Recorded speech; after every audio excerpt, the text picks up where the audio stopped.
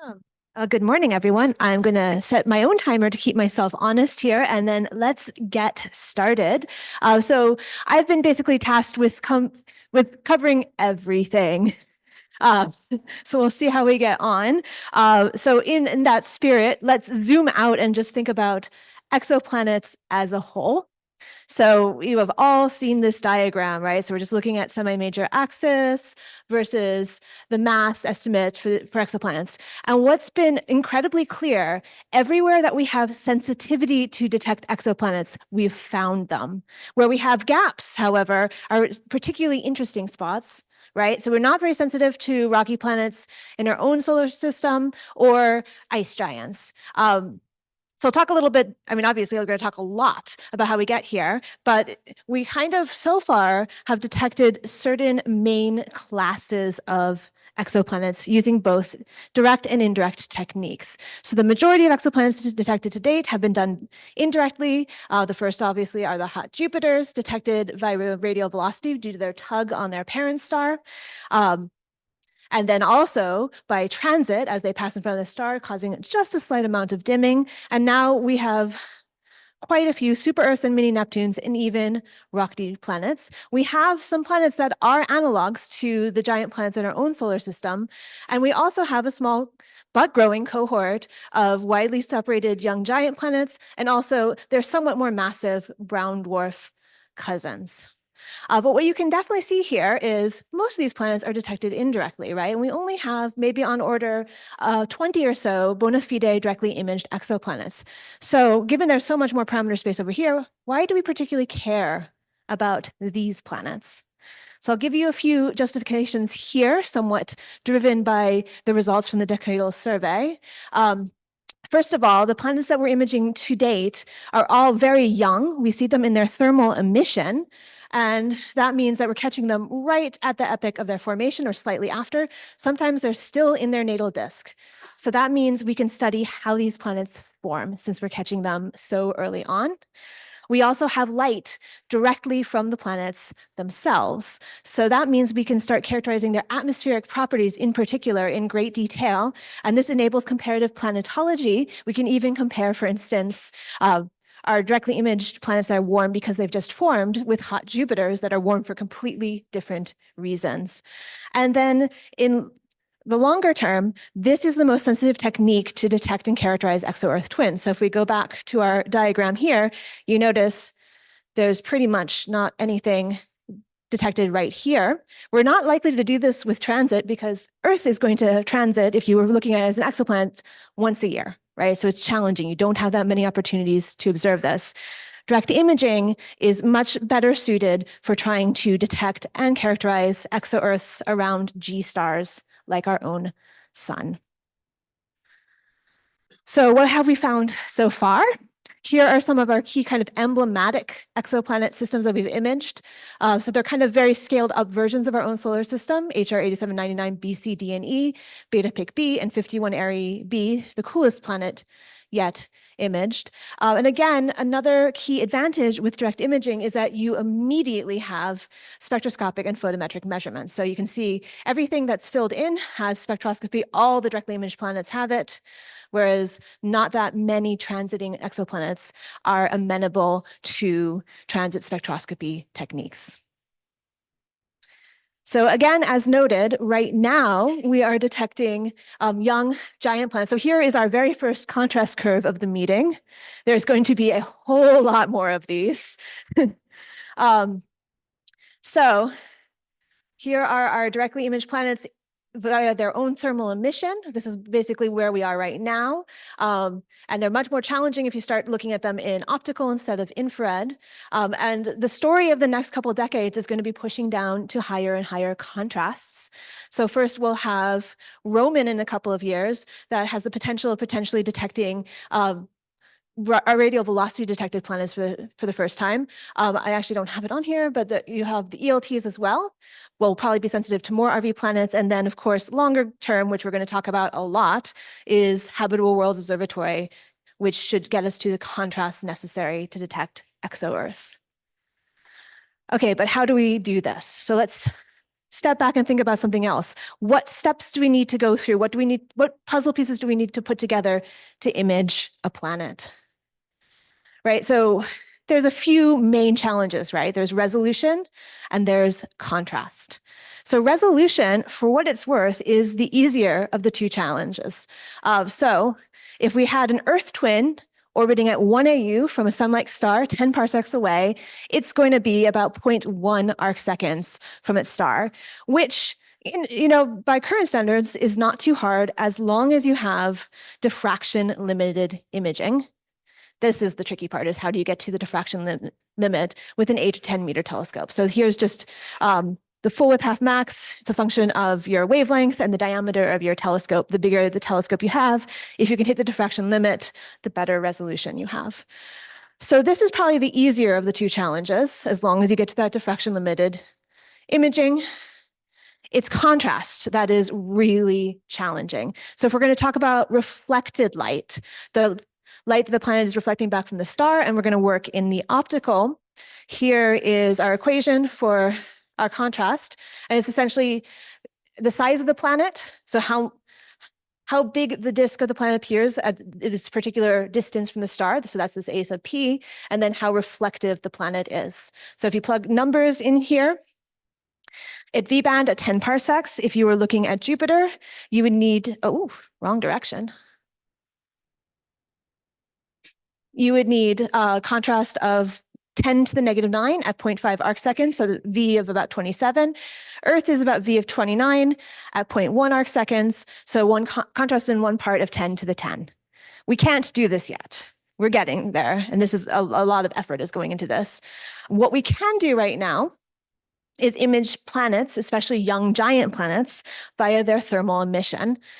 So here is our contrast in thermal emission. So you have some flux coming from the planet, some surface area of the planet, essentially, and then you have to just consider that over the flux from the star. So here is just taking a number of young and not so young planets, and considering what contrast you'd get at various wavelengths if you put it with respect to a G star. So obviously, the warmer you are, the easier it's going to be able to image your planet. So things like beta Pic and HR 8799, you need contrast of 10 to the 4, 10 to the 6 to do that. Whereas Jupiter, you could still go after it in thermal emission, but then you need to get down to 10 to the 8th. Okay, so we know what contrast and resolution we need. How do we get there? How do we go from the data straight off the telescope? And this is if you're working from the ground and you are fighting with the atmosphere. How do you get rid of all of that starlight to reveal your planet? So how do you reach that contrast and that resolution? This is complicated and it takes quite a few steps, which we're going to be discussing in a lot of detail this week. So the first thing you need to do if you're working from the ground is do something about seeing, about the turbulence from the atmosphere. So without something like adaptive optics to correct for that, you're just going to basically have this seeing disk here. It's just going to be a nice big blob. For now, you can think of adaptive optics as a technique that takes all the light that's scattered around by this atmosphere and sticks it into the core of your point spread function, henceforth PSF over and over again. We're going to hear a lot about them. And then once you have your adaptive optics working, you're correcting essentially the aberrated wavefront that's getting messed up essentially as it goes through the atmosphere. You can get back to diffraction limited performance. And in this case, instead of just a blob, we have multiple components in this quadruple system. There are a lot of architectures to do this. There is a lot of theory behind how you do this, which we're going to hear more about. But here is just one possible architecture of a wavefront sensor to measure that wavefront, and then you would use a deformable mirror to correct for it and get back to a non-aberrated wavefront and diffraction limited performance. So this is what we do from the ground. Honestly, this is also what we're going to need to do from space. You're not fighting with the atmosphere, but you still are going to have speckle noise, essentially because your instrument is not perfect and your thermal properties are changing, et cetera, et cetera. So you can use similar wavefront techniques where you measure the wavefront and then correct for it. So most notably, this is going to be applied in space for the first time in a couple years with the Roman chronograph instrument. And this is actually results from vacuum testing. And there was a press release, so it's totally fine for me to show these now. Where we're going from quite a lot of speckle noise and essentially digging a dark hole and removing those speckles to get down to the contrast necessary to start imaging fainter planets. So this is, we've been talking about resolution a little bit, also contrast. Let's go more down the contrast line of things. Next step is we need to get rid of all that extra light from the star. So optical starlight suppression. We classically do this with coronagraphs. The first chronograph design implemented is this class for direct imaging. Is this kind of classical Leo chronograph. It has a simple part and a complicated part. The simple part is you make an image of your star and you block it out with a disk. The more complicated part is then you go back to the next pupil plane. So you put all your rays parallel again, and you use a Leo stop to remove spatial frequencies in your point spread function that you don't want to be there. So you fix up, essentially you're fixing up the Airy pattern, even removing stuff you don't want in the Airy pattern. And this lets you remove a lot of the incoming starlight. So this is how one chronograph design works. There are many. We're going to be hearing about them later this week. And here's another one that works in quite a different way. This is the vector vortex chronograph. So even after wavefront control and using a chronograph, you still need to do more if you want to image planets. So speckles are kind of the bane of our existence in this field. And a lot of you are already probably pretty familiar with them. So this is the first exoplanet image from JWST of the planet HIP 65426b. This is what you get straight from the telescope. So yeah, and you see these blobby speckles due to aberrated wavefronts.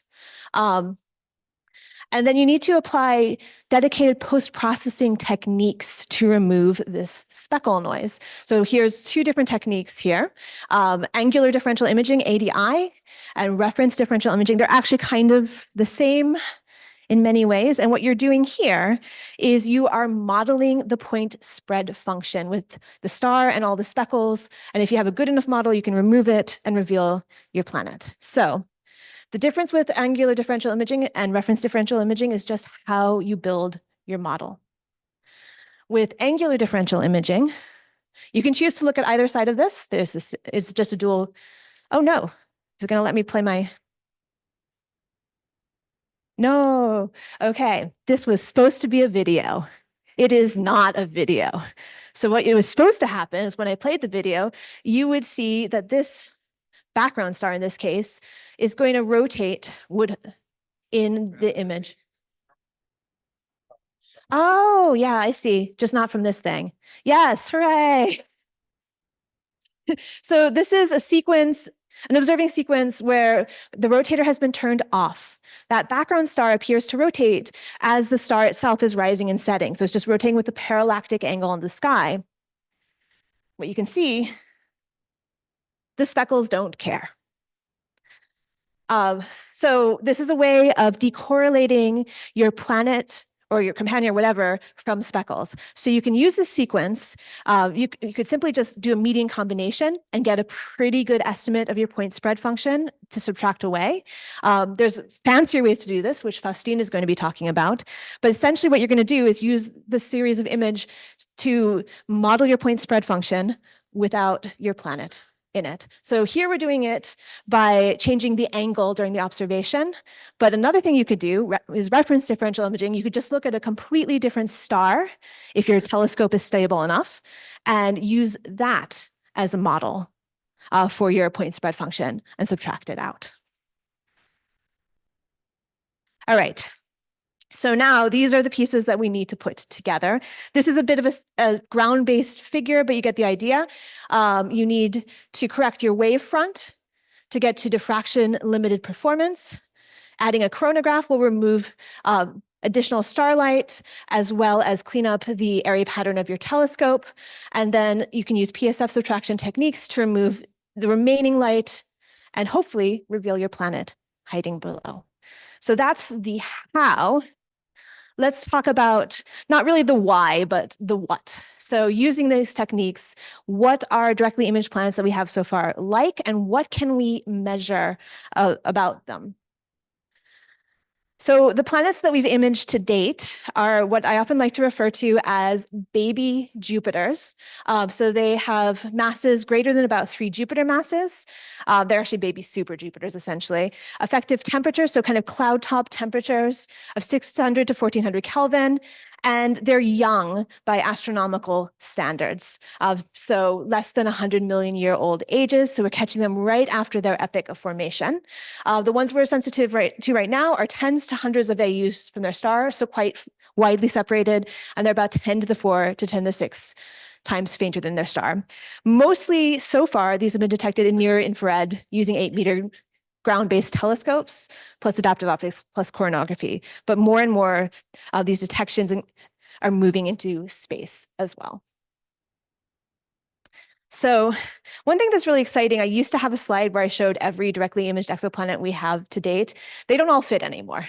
So I'm just showing you some of the highlights of the first discoveries, which were actually discovered without coronagraphs. And we are right now at the end of kind of a decade of surveys for young directly imaged exoplanets with instruments like GPI, the Gemini Planet Imager at Gemini, and Sphere at VLT, also Subaru, Keras, that have observed hundreds of stars to try to find these young directly imaged planets and found about 4 or 5 of them. So here are our new discoveries from GPI and Sphere. So we do know that this sort of planet is pretty rare. All of the planets that we're imaging to date and brown dwarfs pretty much have the same sort of spectral type evolution. So when they form, they probably are hot enough that they would have an M spectral class, just like an M star. But unlike M stars, they do not have fusion. So they simply cool monotonically with time. So if you could watch an object for a few billion years, you would see it start as an M dwarf. At some point, it will transition to the L dwarf spectral type. So it will develop silicate clouds in its atmosphere. Its chemistry, in carbon chemistry at least, is going to be dominated by CO. Eventually, it will cool and transition to the T spectral type.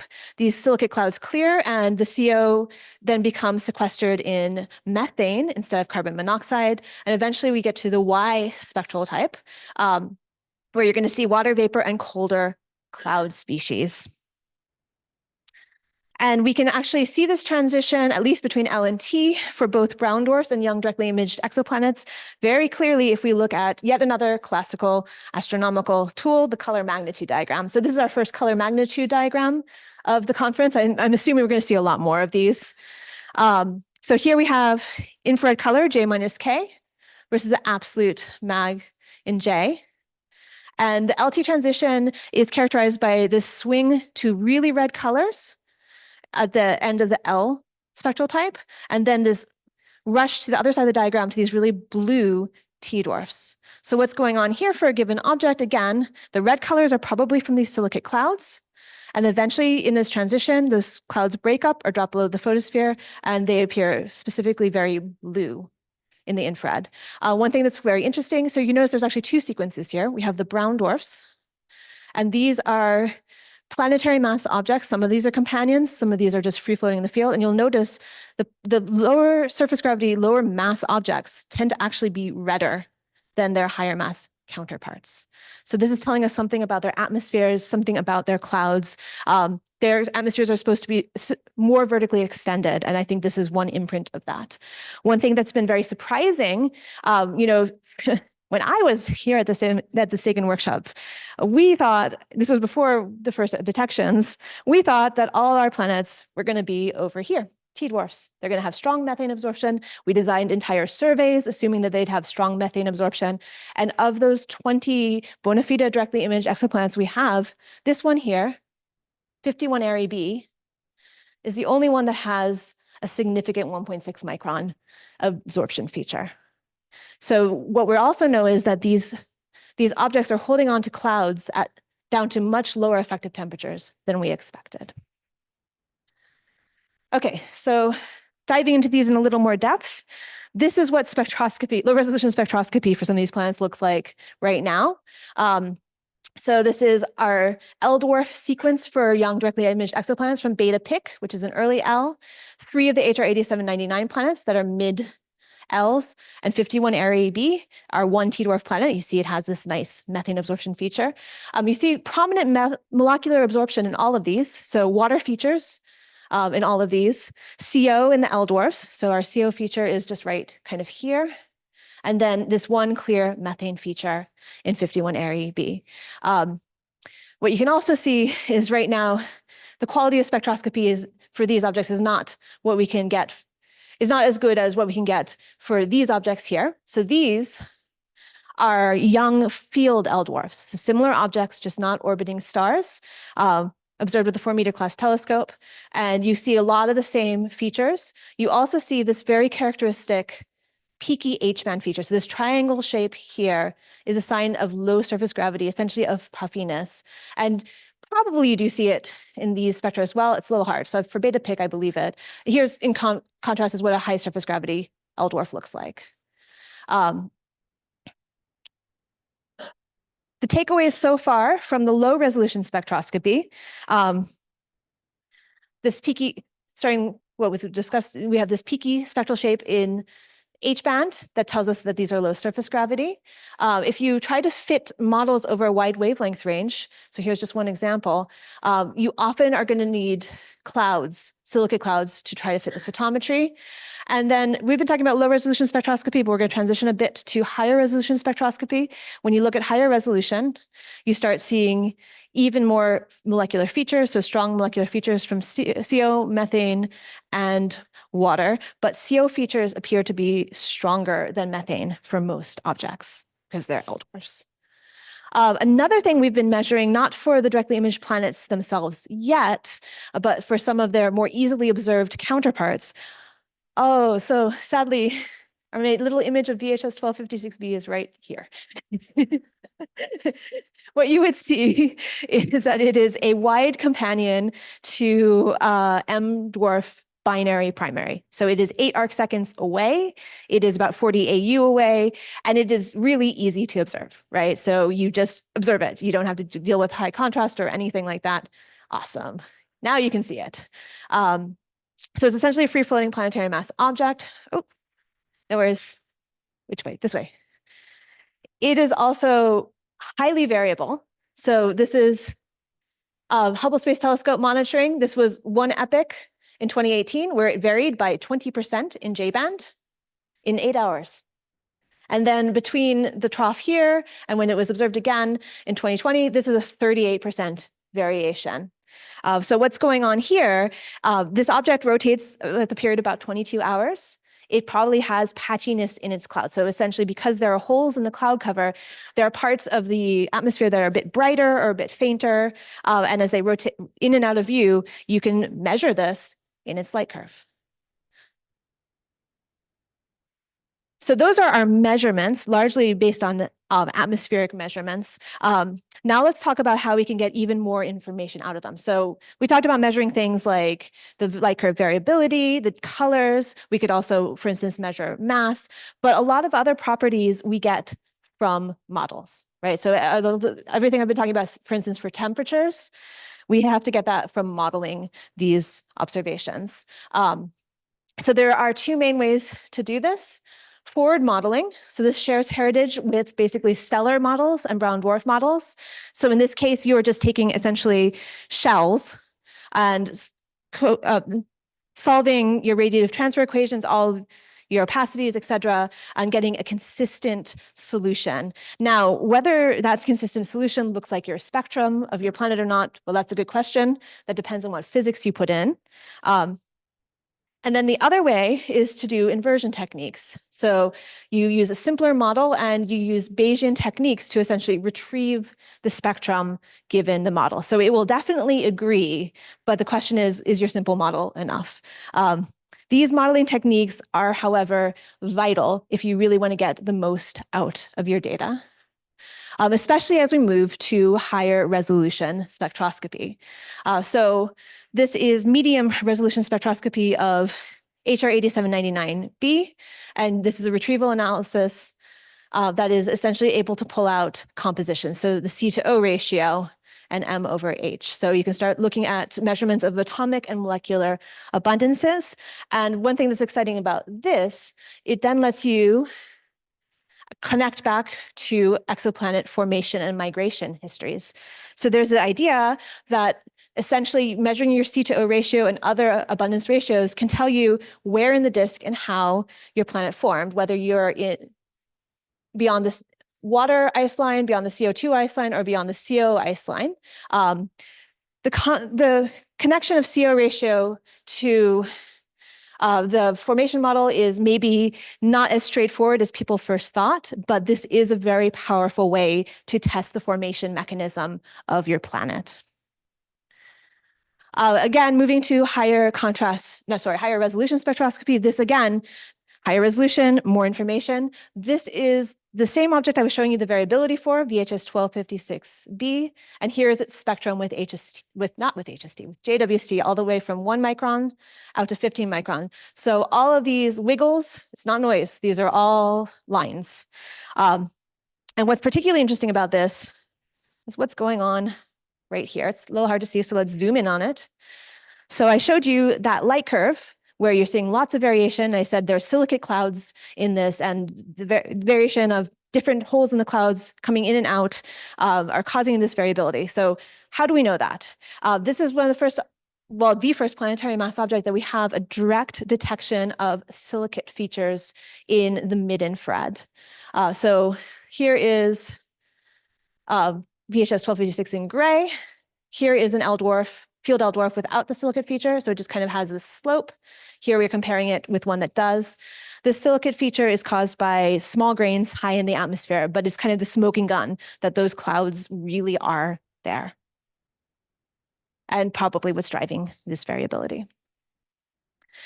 So I've been telling you about 1D models where you're just assuming, you might put in clouds, but you're just assuming uniform clouds throughout the atmosphere. Obviously, that doesn't work in the case that you are very variable. So an important frontier in modeling, and this is not just for these young directly imaged exoplanets, but exoplanets as a whole, is really developing 3D models. So this is a 3D general circulation model of an exoplanet like VHS 1256b. And if you take this top of atmosphere flux map and look at the light curve it produces, it can produce quite a lot of variability from essentially this non-asymmetric structure you see at the top of atmosphere level. So we've also been focusing on atmospheres so far. I wanted to quickly talk about some other things that we can measure for directly imaged exoplanets. So one thing is if you can observe for long enough, and even better, if you can combine with other techniques like astrometry or radial velocity, you can measure masses directly for your exoplanets by following their orbit. And the other thing I wanted to highlight really quickly, whenever we're talking about these young exoplanets, right after their epoch of formation, there is a very strong connection with circumstellar disk science.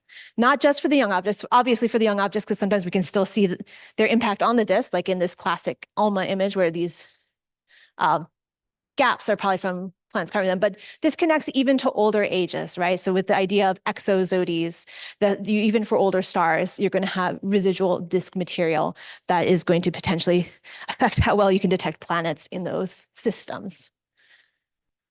Okay. So really quick, we've been talking about planet properties. Let's talk a little bit about how we found these planets, how we survey for planets in the first place. So where do we want to look for planets? And again, we're sort of focusing on the self-luminous ones and how many stars do you need to search to find one? As I mentioned, we are now kind of looking at 20 years of survey efforts, starting from just let's look at things with adaptive optics to in the last decade, surveys with extreme adaptive optics chronographs like VLT Sphere, Gemini GPi, and Subaru Keras that have looked at hundreds of stars, like 500, 600 stars. So these surveys target young systems, and here's the reason why, right? So we've talked about there is an age, mass, temperature degeneracy for young objects. So here's just age versus how bright something is. Our M stars eventually start fusing hydrogen and are same brightness for a very long time, but are brown dwarfs. and our giant planets just cool with time. So you want to catch them early on, but you also don't want them to be so far away that you can't resolve them. So the sweet spot for these surveys are these young moving groups in the galactic plane. So here we have age of some of these systems versus distance. And the ones that are particularly useful to us are less than 100 mega years old and within about 100 parsecs, where we're going to have the angular resolution to really be able to identify wide giant planets. And surveys of these stars have been reaching very high contrast, very good sensitivity. So here are the sensitivity limits for two such surveys, Gemini GPIs and VLT Shine. And what you can see is there's good sensitivity down to a few Jupiter masses and even down to about 10 AU or so. But there's not a lot that's detected there. So we have fairly conclusively shown that the wide giant planets are pretty rare. However, this allows us to really constrain formation mechanism, essentially because different formation mechanisms put different planets in different places. So core accretion, classical core accretion without scattering, where you just have the planet essentially forming, it forms a core and then it forms in the disk from gas accreted onto it, can't produce a lot of white planets. Gravitational instability can, but the fact that we don't see a lot of them means that this has to be pretty rare. It can explain a lot of the directly imaged exoplanets we see to date, but it must not happen all that frequently. So the takeaways from these surveys, first of all, is core accretion. They're likely to have formed by a core accretion of gravitational stability, brown dwarfs more likely by disk instability, core accretion more likely for the giant planets, but with something to scatter them out, and that giant planets do seem to be more common around higher mass stars. So I want to zoom out a little more and talk about some of the complementary techniques that we can use alongside direct imaging. So it becomes even more powerful when we combine with techniques like radial velocity and astrometric monitoring, and also interferometry. So just considering this for the beta PIC system, we had the initial detection of a planet via direct imaging, the detection of an additional planet by a radial velocity, and then detection of both via gravity. So one thing that's been particularly powerful in combining techniques in the last few years has been combining direct imaging with Gaia and Hipparcos astrometry. And I'm just going to zoom through this right now, but you probably, a lot of you saw this detection of this planet, which is the lowest mass planet detected to date. And we knew it was there because it was tugging on its star. And you could see that with the astrometry. It was detected by 3 groups pretty much simultaneously. They all had their papers up on AstroPH within a week of each other. And then the other technique I just wanted to highlight very briefly, which is super complementary and in some ways an offshoot of direct imaging, is interferometry. So we'll hear about how you do this by non-redundant masking from Steph later this week. And the idea here is you make your single telescope into an interferometer by essentially just using a mask that divides it into multiple apertures, and then you can see how it interferes and reconstructs images from that. So this is a reconstructed image of a disk and a companion using this technique. You can also do interferometry with just multiple apertures. So there's been a lot of really stunning gravity results in the last couple years. So here's the kind of fringes you get that way. And this has yielded some nice medium resolution, like RF 500 spectroscopy, for instance, in this case, for beta PIC B. Okay, so that's what we're doing now. Let's conclude by looking at what comes next. So this is not so much next as in more now, which is that we are right in the middle of the JWST era. And I've shown you a little bit already how JWST is transformational with the spectrum of VHS 1256b. Here is the first exoplanet image with JWST, which actually I showed you earlier as well.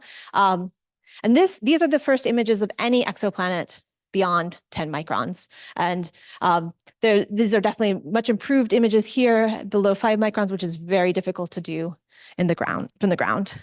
But one thing that came out of these observations is that they were extremely sensitive. So here again, we have sensitivity plots from that same data set at 4.4 microns here and 11.4 microns here. And what you can see, especially for the 4.4 microns, you're sensitive down to Saturn mass planets at wide separations. So again, young Saturn mass planets, so the same sort of moving group stars we've been targeting. But I fully expect that in the next couple of years, we will probably have our first direct image of a sub-Jupiter planet, maybe down to a Saturn mass planet from JWST. Okay, further on, the ELTs are coming soon, and what they really get us is resolution, right? So 40-meter class telescope is going to, when you get to the diffraction limit, get you much closer in. And the ELTs will likely be able to image Gaia and RV detected planets. So this is looking at reflected light planets, known RV planets, and simulated Gaia planets. And you have a few dozen that are detectable with the predicted contrast for the ELT PCS instrument. And then looking at thermal emission, this is same set of planets. This is about what we expect to be able to do with METIS, a mid-infrared instrument for the ELTs. So here we just kind of looking at, again, separation versus planet mass. This is where we are with current directly imaged planets. This is what we can explore with JWST. Here's what we get with the ELTs, and also should definitely highlight Roman is going to open up some of this region as well, potentially imaging 1 or 2 RV detected planets. So started with the contrast curve, feel like I should also end with the contrast curve.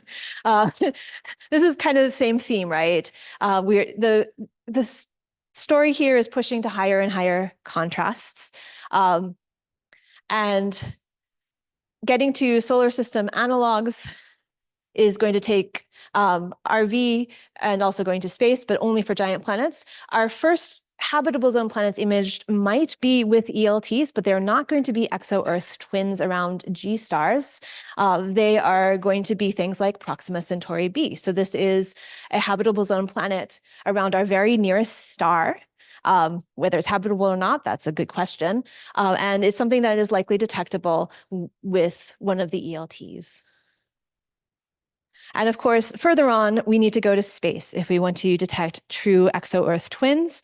And we're going to hear a lot more about both of these. So there's the Habitable Worlds Observatory to do this at essentially ultraviolet to near infrared wavelengths. And then this other mission concept, a mid-infrared interferometer called LIFE, to do this at longer wavelengths. And this is the point where we just look at simulations a bit. So this is kind of what we expect the solar system would look like around Alpha Centauri if you looked at it in the mid-infrared. And here is actually a simulated Earth spectrum in reflected light. So this is where we start thinking about how would we actually potentially detect life on another planet. And there isn't one smoking gun biosignature. There's not like one molecule you can look at and say, okay, there's definitely life here. Right now, I think the idea is that you look for a variety of molecules that should not be together in equilibrium. So you shouldn't be seeing water, O2, O3, and carbon dioxide in an equilibrium state. And what causes that disequilibrium would be life. Now, this is all, this is what we're thinking right now. Obviously, there's a lot of effort going on right now to truly understand what we should try to look for in terms of biosignatures. Okay, I'm going to actually end this on time. I hope that I have convinced you that, by studying the planets that we know to date, we can test planet formation theories. We are studying their physical properties and can really compare planets across different classes. And in coming decades, direct imaging is going to be imperative for the discovery and characterization of exo-Earth twins. And because I just love showing this picture, here we have our first exoplanet detection with JWST again. Thank you. Happy to take questions.